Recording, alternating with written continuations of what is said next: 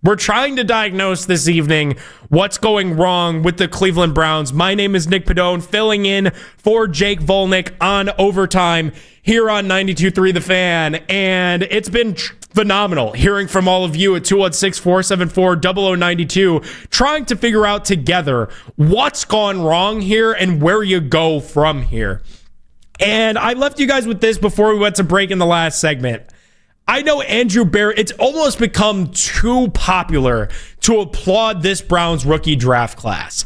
And I think the applause is mostly warranted because I think Mason Graham is a player that you could have around here for a real long time. I think Harold Fannin Jr. looks really good and appears to be the heir to the throne of David Njoku in that tight end position group. Quinshon Judkins, if you actually use him, I think can make life after Nick Chubb a whole lot easier. So you see guys in this rookie class that are promising because they're going to be pieces of this organization for years and years to come. But when we're diagnosing what's going wrong with the Browns and we're diagnosing where this team goes from here, it's impossible to not put Andrew Berry on notice. Because we started off the program this evening talking about Joe Flacco and talking about Thursday Night Football and the fact that I literally felt like a zombie last night when I shut that game off, when I heard those Bengal fans chanting in Kentucky, "Thank you, Cleveland." I literally turned off the TV and I sat there in silence for 15 minutes. I genuinely thought I was losing my mind. And a lot of what was running through my mind in that moment was Andrew Berry. Because I look at this Browns team right now, and it is absent of talent. I look at this Browns roster right now, and it's in a worse spot now than it was when Berry adopted it. Like, when this regime took over from Freddie Kitchens, they had Baker Mayfield, Nick Chubb, Denzel Ward, Myles Garrett, all stepping into the prime of their careers. They had Odell Beckham Jr. and Jarvis Landry both coming off of a 1,000-yard receiving season. Like, this was a very good roster, and they've done very little with it. I hate to say that. I'm appreciative of the playoff win in Pittsburgh. I am. That's a night that I'll carry with me till the end of time. I'm thankful for the magic carpet ride that Joe Flacco took us on in 2023, but we're starting to learn as the days roll on that was more of an aberration, and I don't know that team ever had any business being there.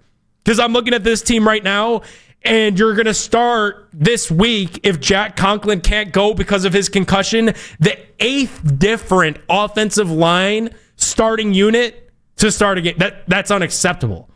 The Browns, over the last 2 years, have drafted one offensive lineman. It's Zach Zinter out of Michigan in the 3rd round. He doesn't even wear a helmet on game days. Healthy scratch every single week. So there's been no forward planning. There's been no forward thinking. This entire offensive line is going to be a free agent next year. Joel Bitonio is going to retire probably. Wyatt Teller is going to walk. I think. Ethan Pochich could get paid. The tackles, it's just been a turnstile ever since Joe Thomas decided to retire.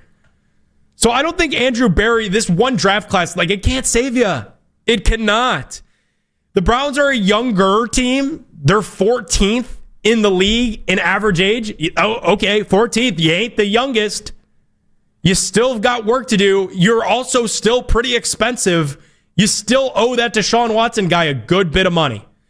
216-474-0092. We're working together this evening on a Friday evening to collaborate as thought partners in alignment with what's wrong with our Cleveland Browns. Let's go out to Akron, where Eric's been hanging on, and he's got some thoughts on what's wrong with the Cleveland Browns. What's going on, Eric?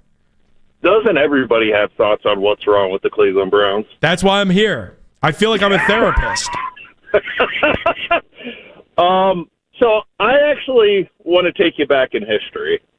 I'm here for it. I want to take you back to 2018. And in 2018, where we were coming off an 0-16 season, and we had this hopeful rookie named Baker Mayfield. And the team was awful. I forget who they started before him, but the team was terrible. Tyrod Taylor. I'll add color to the history lesson here. There you go. And everybody thought they were going nowhere. They were just hoping that Baker could do something.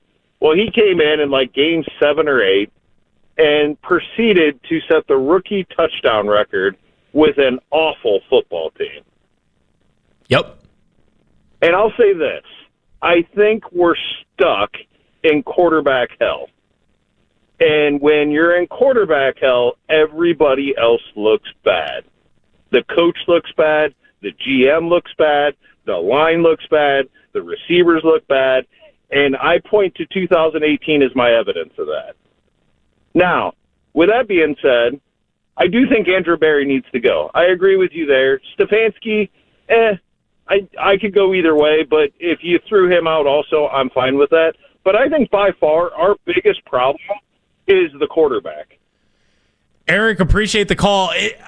You look at, so like that's a great point because you could play the 2018 card, and when Baker got in the game, just everything was different. Like I remember the first pass that Baker Mayfield rifled in to Jarvis Landry in the middle of the field, and it was like, okay, what do we have here? Like Jarvis hadn't really done much in the first couple of games with Tyrod Taylor, despite the fact the Browns paid him a whole lot of money. And it was like, okay, maybe this kid can do something, and ultimately did. He won that game, opened the victory fridges. We all remember how it played out. Look at what's going on in New York right now with the Giants. I don't think the Giants are a good football team. I don't know that Brian Dable is going to be the coach there for very much longer.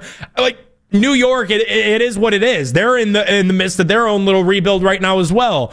But when they put in Jackson Dart, didn't that give everything a little bit of a spark plug? Like Cam Scatabo is pretty good as well. They've invested a bunch of money in the defensive line. The offensive line is better than what we've got going on here in Cleveland. So I want to shoot it straight.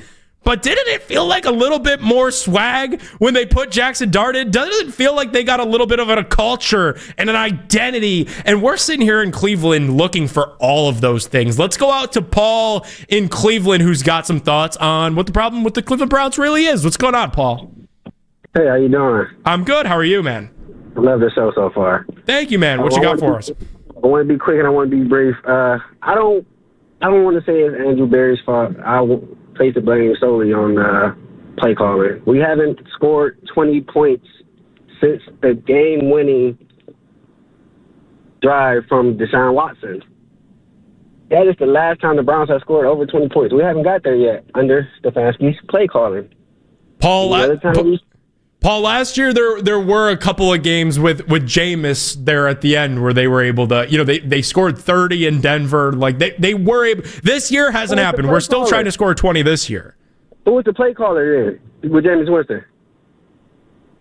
It was Ken Dorsey for a minute there, but Kevin took it back at one point. Yeah, but Ken Dorsey led those 20-point games, 20-plus point games. That was Dorsey.